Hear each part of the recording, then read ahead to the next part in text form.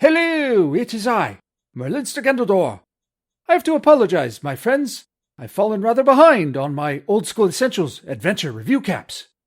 But I'm working hard trying to catch up, as well as musing on my upcoming Theorycraft videos for Dungeons & Dragons.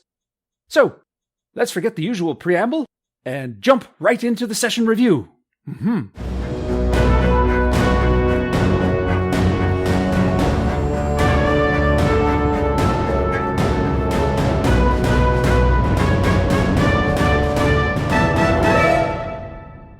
With the adventure at Raven's Ruin concluded, the team has returned to the keep on the Borderlands and must decide on the next course of action. As always, the action is depicted using the Order of the Stick Monster for Every Season cutout minis. Today's players: Nathaniel playing Colin Bush, Lawful Cleric of Elona;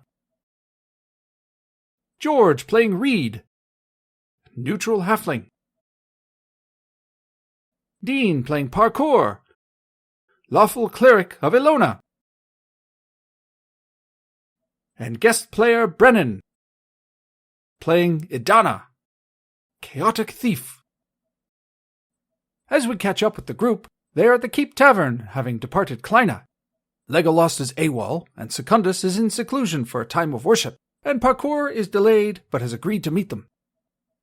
Colin Bush and Reed have met newcomer EDANA and are discussing plans. Colin mentions the Scepter of Elona having been taken by the Hobgoblin Raider, but has no clue where to begin, as the absent Legolas kept all of the information he learned about the possible whereabouts of the Hobgoblin lair to himself. When moths emerge from their coin purses, figuratively speaking, they realize they are broke. They manage what few coins they have to pool resources and buy gear, food, and hire 2 retainers, Paris and Davy. In order to pay for everything they need, each member of the team also takes out an unsecured loan of 5 gold pieces from the loan bank. They have heard rumors about a mad hermit who uses a panther like an attack dog, and there is a bounty on him, as well as the usual bounties on bandits and humanoids. Colin feels that exploring the caves to get the lay of the land might be a worthwhile use of their time, as well as possibly collecting some bounties from denizens there. The rest concur. As they plan to depart, Parkour arrives on the scene, a little late, but ready to accompany them. Apparently, the wagon train with which he was traveling had a delay, causing him to be late. En route, following the road, the group is accosted and surprised by an angry bird with multicolored feathers, but a lizard's tail and legs. A cockatrice! It swoops down with surprise and attacks, but fortune smiles on the adventurers and it misses. The group immediately draws to defend itself, and while others engage, EDANA uses the distraction to sneak around behind it and leap in for a surprise attack of her own. Between EDANA's devastating rear strike and the group's coordinated efforts, they manage to kill it before it can successfully strike anyone with its petrifying attack. They carefully stuff the carcass into a sack, feeling that a magical beast like this will be of value to sages and wizards, then continue on their quest. They arrive at the Caves of Chaos, and see before them a valley dotted with cave entrances. Some caves have spears and pikes sticking out of the ground, displaying the heads of various creatures. Pointing to the nearest one, Parkour suggests it's as good as any. They light torches and creep into the cave. All is quiet. At a junction, they slowly and cautiously choose a direction and move down. Up ahead, around a fire, some goblins are muttering, some sleeping. EDANA moves forth quietly and takes a look. Seeing that they have the drop, EDANA motions to the others, indicating how many are present. The team douses their torches. Coordinating, they launch their attack, but surprise attacks are hilariously ineffective as the dice decide not to cooperate with an otherwise good strategy. They miss all attacks but one, which doesn't even kill the target. The proper combat round begins, and the team wins initiative. Moving and attacking, the dice are far kinder now, and they kill 3 goblins before they can react. One goblin runs to a corner, opens a secret door, and tosses a bag of coin, calling out, "Yark!" The other 2 flee down a corridor. In the next round, a simultaneous initiative sees the team bombarding the goblin with missile fire and killing him as he attempts to run down the corridor with his friends. An ogre, calling himself Rube, emerges from the secret door, pointing at them and licking his lips. In the ensuing melee, The ogre strikes Parkour with his massive club, reducing him from 6 to 1 hit point. Still alive. The others shoot at the ogre with ranged fire. Parkour attempts to parkour his way out, but alas, a massive blow from the ogre crushes him to paste. He almost made it. After taunting the ogre about his inability to hit him as he's such a small target, even meta-referencing the halfling bonus of +2 AC against large opponents, Reed finds himself in melee with the enraged monster. Even with his nimbleness and small size, he can't evade Rube the ogre's deadly blow. A hit for 9 on a D10 flattens the halfling into jam. More blows from the shooters. Still not enough to take the ogre down. At this point, the ogre has made 2 successful morale checks from the damage and is fighting to the death. The group is nervous and considers fleeing, but they see that he's wounded, so they persist. A final round of blows where almost every attacker hits their mark before the ogre can advance on them ends the threat, and they catch their collective breath. Whew. From the next room, they hear cries for help, and the group rescues 2 prisoners who are trussed up, awaiting their fate as the ogre's next meal.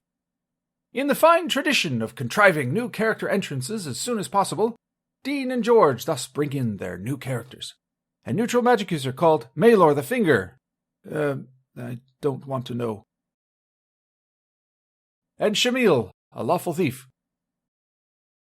Scalping the goblins and ogre for the bounty, and doing a quick search of the ogre den, they find tons of loot. After stripping their dead comrades of their gear, the team flees as goblins approach in combat formation. Shamil angrily shoots at them with his longbow as they retreat into the daylight and make their way back to the keep with their well-earned spoils. Treasure is divided, XP is awarded, and the session concludes.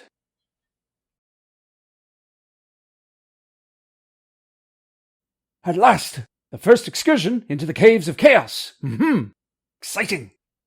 The team ventured into the Goblin Cave and heard the iconic cry of Bree Yuck.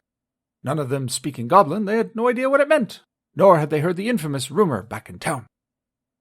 The cockatrice encounter en route to the caves was an entirely random encounter off of a 1 in 10 random check. The Keep map has some fixed encounter templates laid out, but the DM is also using a general encounter check using the OSE random tables. The presence of a cockatrice is also interesting, as in the previous session, another group encountered a clipped captive cockatrice as a pet of the dead provisioner. This suggests maybe there's a lair nearby, something that has now been added to the area based on the random roll. How many more of those things are there? How much treasure to be had? Only time will tell. This style of emergent world building is exciting. The world is shaped through the dice and events, as well as a little refinement from the Dungeon Master. I love this game. The Goblin and Ogre encounter proved just the right level of challenge. The Goblin's morale broke before they could fight, but the Ogre proved a tough opponent. The Caves of Chaos are broken up into tribes, where such incursions can happen in fairly isolated ways, which helps the players immensely, though there is the possibility of aid from other caves as they lured with Rube the Ogre. Still, they fared very well, using group tactics and ranged fire to maximize their safety where possible and defeat the enemies. When Legolas and Secundus return, further incursions into the Caves of Chaos could prove successful and profitable. 4 PCs, 2 NPCs, and not everybody made it out alive, but those who did scored big. Classic old-school game. Colin Bush is nearing level 2. The guest player, Brennan, who ran the thief EDANA, was also mere points away from level 2. Dean and George got a little less XP due to the character's late introduction, but still came away with something. The DM is going to be introducing class options from the advanced old-school essentials, and has decided to let the first 3 players to reach level 2 make the initial selections. They're closing in. The adventures at the Keep on the Borderlands continue to shape this campaign. I'm eager to see where it all lands once the dust settles. That's it for now. Until the next one, my friends.